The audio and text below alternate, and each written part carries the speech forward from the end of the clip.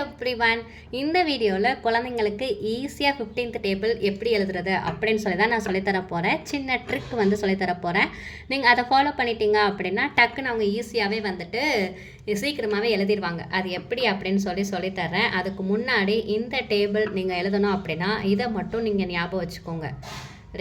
First 2 கூட்டணும், அப்புறம் 1 கூட்டணும். ஃபஸ்ட்டு 2 ஆட் பண்ணுங்கள், அப்புறம் 1 ஆட் பண்ணுங்கள். இது எதுக்கு அப்படின்னு சொல்லி நான் சொல்லும்போது சொல்கிறேன்.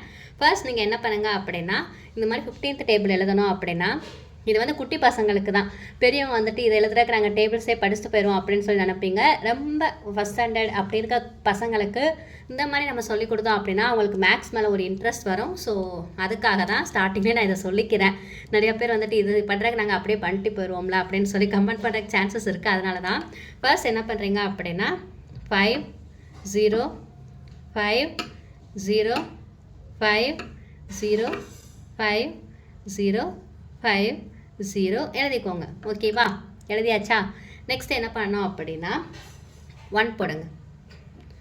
15 × 1 15. ஓகேவா? இங்கே என்ன கொடுத்துருக்கேன்? 2 ஆட் பண்ணணும்னு கொடுத்துருக்கேன். இப்போ 1 கூட 2 ஆட் பண்ணால் 3. அடுத்து என்னது? 1 ஆட் பண்ணணும். அப்போ 3 கூட 1 ஆட் பண்ணால் 4. அடுத்து என்ன இருக்குது?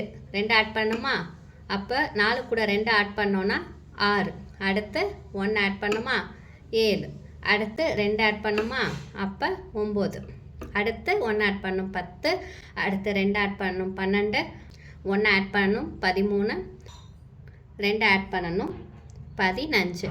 ஸோ டேபிள்ஸ் வந்து ஈஸியாக எழுதியாச்சு இல்லையா? 15 × 1 15, 15 × 2 30, 15 × 3 45. இது வந்து சின்ன குழந்தைங்களுக்கு ஈஸியாக புரிகிற மாதிரி.